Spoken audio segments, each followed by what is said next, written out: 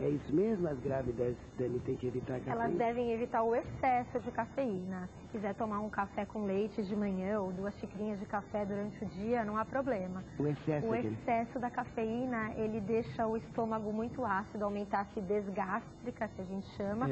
E a grávida já tem aquela queimação, a azia, então a cafeína vai piorar. Existem alguns estudos também que mostram que gestantes que ingeriram muita cafeína durante a gestação, os bebês nasceram com baixo peso, então pode ter uma ligação aí. Olha aí, e o enjoo tem alguma coisa a ver? Então, o enjoo tem a ver com aqueles hormônios. Mas tem grávida que tem mais, outras não, outras passam muito bem. Varia muito. O enjoo vem dessa flutuação, mas ele também, porque como eu te falei, o estômago trabalha mais devagar, né? Fica mais preguiçoso, também por causa dos hormônios. Enjoo, náusea, antigamente falava assim, nossa, esse bebê vai nascer cabeludo. E não tem nada a ver com isso. Não tem nada a ver. Agora, se a gestante se alimentar com alimentos muito gordurosos e de difícil digestão, isso vai piorar o enjoo, né? Não é que a causa é essa, mas piora bastante.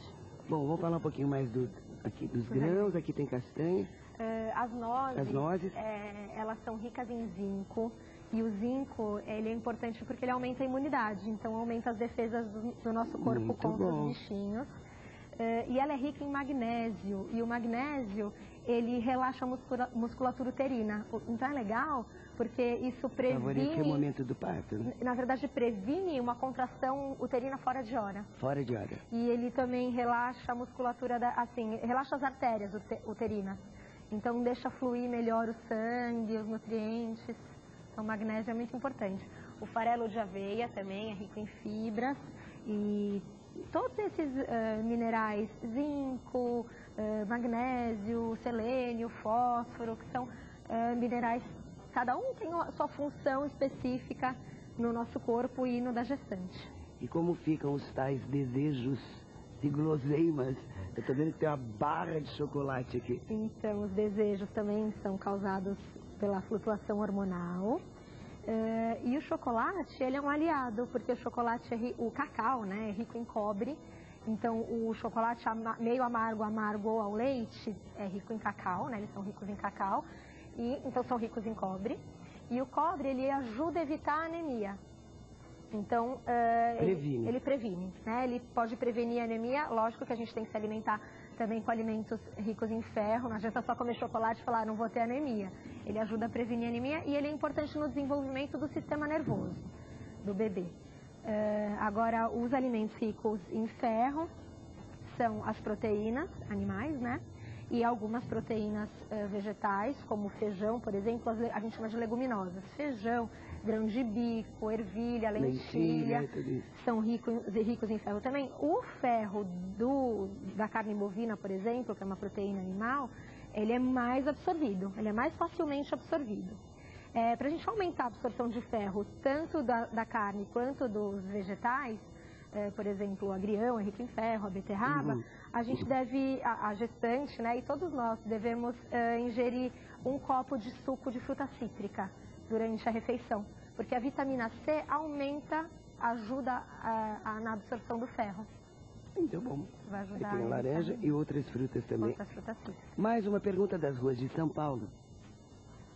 Oi, meu nome é Lilian. Eu queria saber se é verdade que a gestante deve comer por 2. Não, não é verdade. Que eu já sabia que era não. Tem muito falou, A gestante não deve comer por 2, ela deve cuidar muito da sua alimentação, principalmente no segundo e no terceiro trimestre da gestação. Tudo que a gestante come vai influir na saúde do bebê, né, que está sendo formado diretamente. A alimentação tem que ser uma alimentação com muita qualidade. Não, a gestante não é quantidade. Ela não deve fazer regime, fazer dieta restritiva, não. Mas ela tem que comer de tudo um pouco. Ela não vai comer por 2. Agora, o recomendado, também depois do segundo, terceiro trimestre de gestação, é um aumento de 300 calorias por dia. Você vê que não é muito, né? Porque normalmente a gente se alimenta de 2.000 calorias, 1.800, 2.200, só 300 a mais por dia seriam 2 lanchinhos no meio do realmente, dia. Realmente. Não é comer por 2, não é que você dobra a quantidade. Mas o que eu faço com o meu desejo? Olha, se você se alimentar... É psicológico mesmo? Não é psicológico, é fisiológico, é a questão mesmo dos hormônios. Porque tem gestante que é assim, ó, comi tomate a gestação inteira, só dava vontade de comer tomate. Eu tenho uma amiga que só comia aquele macarrãozinho, sabe, tipo instantâneo.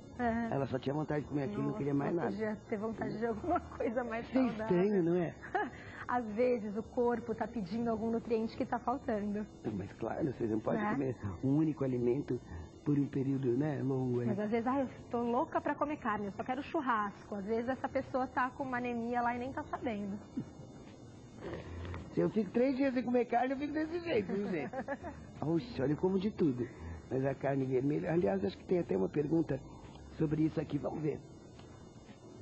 Oi, meu nome é Tamara. Eu gostaria de saber se não tomar leite durante a gestação prejudica a produção do leite materno. Olha, o leite é importante porque ele é rico em cálcio. Mas isso Não é só o leite que não tem é só o leite. Então isso não vai Bom, prejudicar se você Tem gente que tem substituir. intolerância ao leite, mas existe leite de soja. Leite de soja, o próprio iogurte, porque às vezes a intolerância é ao leite in natura, mas ao iogurte que já é fermentado não. Alguns alimentos, o brócolis e o espinafre são ricos em cálcio. Então se a E gestante esses são tão verdinhos, olha que substituir, beleza, tão lindos, ó. se a gestante substituir o leite por outros alimentos, por uma alimentação balanceada e rica, isso não vai influir na produção É do verdade. leite. Sobre as pessoas vegetarianas, deve ser essa próxima, vamos ver. Boa tarde, meu nome é Luciana Fabrício Braz. Eu gostaria de saber se carnes e peixes crus devem ser evitados por gestantes. Devem ser evitados. Essa eu não tinha aqui não, era outra, mas é ótima pergunta, Luciana. O carne e peixe cru deve ser evitado principalmente no começo da gestação, porque às vezes tem algum bichinho, né, se não foi bem armazenado, ou se está muito calor. Desde a culinária japonesa que eles utilizam tanto. Então, se o peixe for bem cuidado e armazenado, ele pode ser ingerido, mas você tem que ter certeza de onde você está comendo, da qualidade do alimento. Muito bom. Mais uma. Olá, meu nome é Patrícia. É verdade que tem que tirar o álcool da alimentação da gestante? É verdade, a gestante não deve tomar álcool, bebida alcoólica.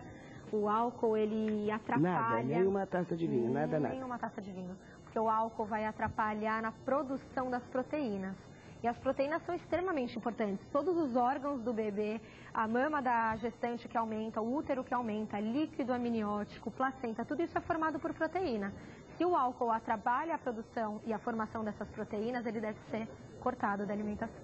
Bom, e para quem é essencialmente vegetariano, então tem que substituir. Substituir por alimentos de origem vegetal que sejam ricos em proteína, como os grãos integrais, tá? Então pão integral, aveia, farelo de aveia, as oleaginosas, as leguminosas são ricas em proteína, inclusive a soja. A soja é dos grãos o mais rico em proteínas. E um peixinho, não sendo cru, é sempre bem-vindo, né? Sempre bem-vindo. Em qualquer dieta, né? Em qualquer dieta. Ele é rico em ômega 3, né? Os peixes de água gelada são ricos em ômega 3 e eles ajudam na formação da retina, da visão. E uma coisa interessante, eles previnem a depressão pós-parto. Nossa, por ser rico em ômega 3. Parece que está cada dia mais comum, né? Bom, para finalizar, a alimentação então da gestante deve ser fracionada em 5 a 6 refeições. De 3 ou 4 em 4 horas a gestante deve se alimentar para não dar enjoo, né? Para diminuir o enjoo, para a glicemia não baixar demais.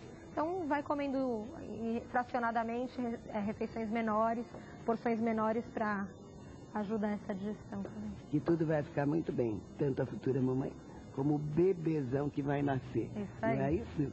Vou deixar aqui o e-mail. dcirulim@institutosaudeplena.com.br, tá? dcirulim@institutosaudeplena.com.br, da querida nutricionista Daniela Cirulim. Super obrigada a você. Um beijoca. Até a próxima, se Deus quiser. Valeu muitíssimo. Falando aí sobre alimentação especial para a futura mamãe.